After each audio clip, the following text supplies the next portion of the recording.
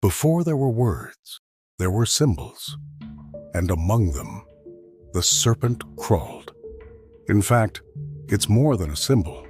It's a test, asking whether we're ready to confront the deeper truths it reveals. In its coils, it holds both the beginning and the end, a reminder that some truths are too powerful to ignore. In this video, we will try to understand the benevolent side of this symbol and see into its repeating motifs across different times and cultures. In no particular order, we start with Orphic Egg. The Orphic Egg, often depicted as a cosmic or primordial egg, encapsulates within it the seeds of the entire universe. In Orphic cosmology, the egg symbolizes a unified source.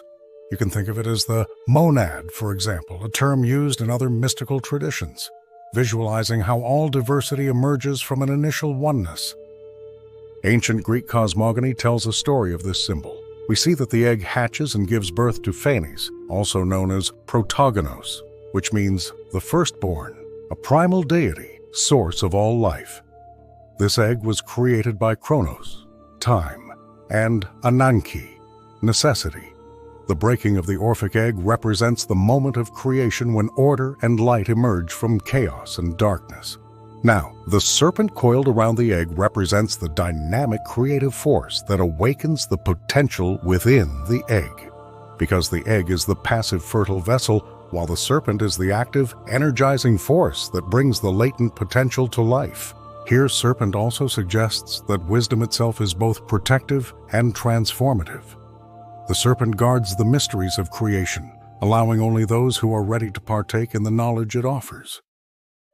At the same time, it embodies the energy necessary to transform that knowledge into spiritual awakening.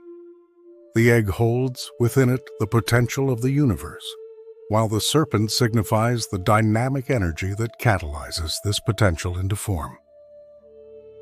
Julius Evola, a philosopher and esotericist, writes, "The egg and the serpent together symbolize the alchemical process of creation and dissolution, the eternal flux of being and non-being."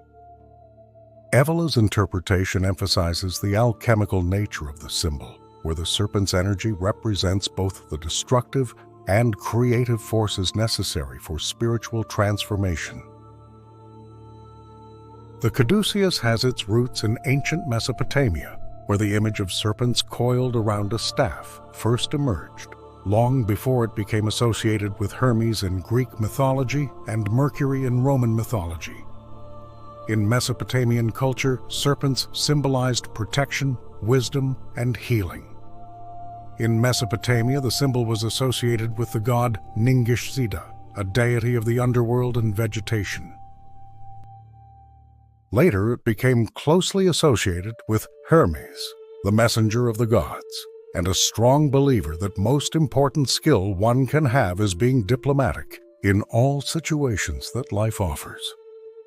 According to myth, Hermes received the Caduceus from Apollo, the god of healing, as a token of peace. It became a symbol of Hermes' role as a mediator and guide between realms, particularly between the mortal and divine, the conscious and unconscious. In ancient Rome, the Caduceus was a symbol of peace and neutrality. It was used by envoys and diplomats during negotiations, signifying that they were under the protection of the gods and that their mission was peaceful. Roman soldiers would sometimes carry a staff resembling the Caduceus to indicate a truce or the intent to negotiate. The two serpents represent dual forces, opposing energies like good and evil, life and death, or male and female. The staff they coil around symbolizes the axis mundi, or the world axis, suggesting the balance and harmony of these opposing forces. The Caduceus embodies the principle of duality, where harmony is achieved through the reconciliation of opposites. The wings at the top of the staff enhance this symbolism, representing speed, ascension, and transcendence. Kundalini is a concept in yogic and spiritual traditions, particularly within Hinduism and Tantra. It is the coiled, dormant, primal energy that underlies all organic and inorganic matter within us. The word Kundalini is derived from the Sanskrit word kundal, meaning coiled, and it is often depicted as a serpent coiled 3.5 times around the sacrum, lying dormant within every human being. The snake is a symbol of Kundalini, the unmanifest energy within you. The nature of Kundalini is such that when it is still, you do not even know it exists. Only when it moves, you realize there is so much power within you. It is a divine spiritual force that lies dormant, coiled up at the base of the spine. Once awakened, the Kundalini makes its way up the spinal column. This energy can be likened to a large river. If one's motives are right, Kundalini is drawn up safely through the inner spine, just as a river follows its natural channel. Indian philosopher and yogi Sri Aurobindo writes, Kundalini is the divine power asleep in the Muladhara. When she wakes, she rises up to find her Lord, the supreme divine in the 1,000-petaled lotus at the top of the head. This ascent, passing from center to center, is the unveiling of the soul and its powers. In many cultures around the world, it is believed that disease in humans are caused by the absence of this energy in our bodies. In Iran, for example, a sick person is called Baimar, translating to "the snake is gone." In many traditions, the serpent is a dual symbol of both creation and destruction. The Kundalini snake, in its dormant state, represents unmanifested potential, while its awakening brings about profound change, destruction of old patterns and creation of a new spiritual reality. This duality reflects the snake's role as both a healer and a destroyer. When the Kundalini snake reaches the crown chakra, it is believed to bring about a state of enlightenment, or samadhi. This state is characterized by the dissolution of the ego, a sense of oneness with the universe, and profound inner peace. The serpent, once dormant and coiled, has now uncoiled and ascended, completing the journey from ignorance to spiritual knowledge. There are various worlds, various constitutions, configurations, and various species in this universe. The man-made machines can only show us certain aspects of the Milky Way, our planetary system. Our machines display only the highly gross, visible aspects and materials that our senses can perceive and mind can appreciate. There are subtler planes of various degrees in the universe. One such world is what the East calls the Naga Loka, literally translated as the world of snakes. We talk about this world because it has a connection with humankind on Earth. Many people in East believe that there are some beings from this world that came to Earth and assisted mankind with superior wisdom. That is also why you can see Lord Shiva with a snake around his neck, and also Lord Mahavishnu lying on a snake. Mukalinda is the name of a Naga, a snake-like being, who protected the Gautama Buddha from the elements after his enlightenment. It is said that 6 weeks after Gautama Buddha began meditating under the Bodhi tree, the heavens darkened for 7 days, and a prodigious rain descended. However, the mighty king of serpents, Mukalinda, came from beneath the earth and protected with his hood the one who is the source of all protection. When the great storm had cleared, the Serpent King assumed his human form, bowed before the Buddha, and returned in joy to his palace. It is not because they are snakes that they seem so, on earth and to human eyes. They merely assume the form of snakes. They may not appear as snakes to many other species on our own planet.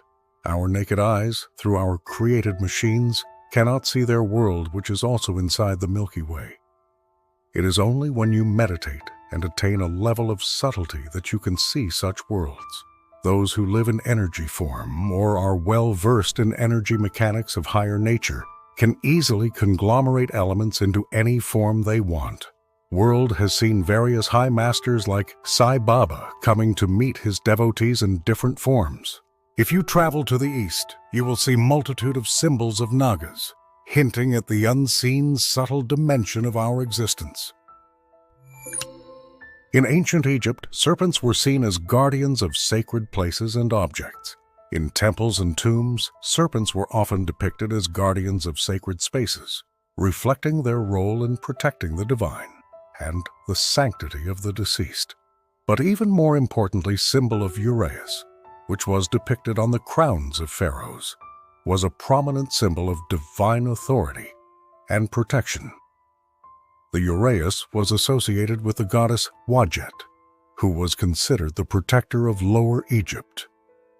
She was a visual representation of this divine protection and was believed to spit fire at the pharaoh's enemies.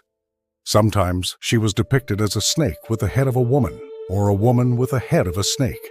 She nursed the infant Horus and protected Ra by coiling herself upon his head. In ancient Egypt, the snake held a dual role. It was both revered and feared. The cobra, specifically, was seen as a powerful protective force, embodying the goddess Wadjet. The Uraeus thus became more than just a symbol of power. It was a direct connection between the pharaoh and the divine, a constant reminder of the god-king's role as the earthly embodiment of the gods. The snake was sacred in this context, as it was a manifestation of divine authority and protection. Life lives on life. This is the sense of the symbol of the Ouroboros. The serpent biting its tail. Everything that lives lives on the death of something else. Your own body will be food for something else. Anyone who denies this, anyone who holds back, is out of order.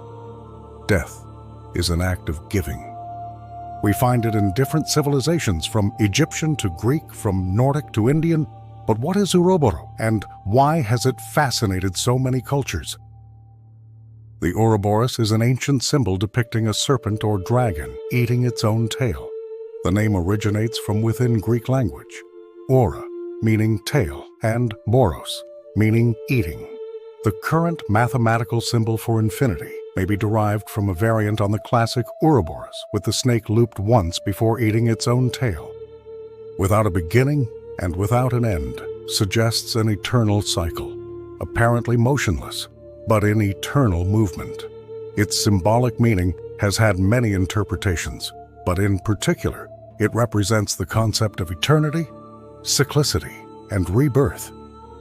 This cyclicity can be reviewed in the seasons, in life and death, and even in the cycle of the universe itself, a universal energy that is continually consumed and renewed. This symbol entered the Western world via some magical papyrus, enigmatic book of the Netherworld, an ancient Egyptian funerary text discovered in the tomb of Tutankhamun, dating back to the 14th century BC. This text tells of the deeds of the god Ra and his union with Osiris in the underworld. The Ouroboros is portrayed twice in this context, with the serpents holding their tails in their mouths. One encircles the head and upper chest, while the other surrounds the feet of a large figure, possibly symbolizing the unified Ra Osiris born again as Ra.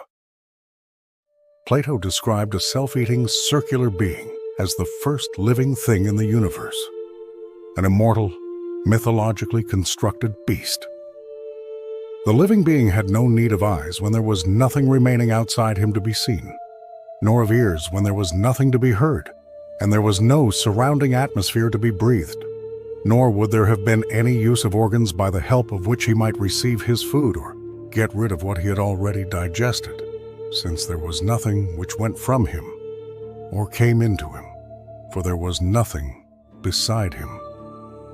It is a strange symbol. You can see it in both caring goddess and a deadly danger. The serpent thus embodies the paradox of singularity and multiplicity, paradox within paradox. If you enjoyed this video, you can subscribe to see more coming.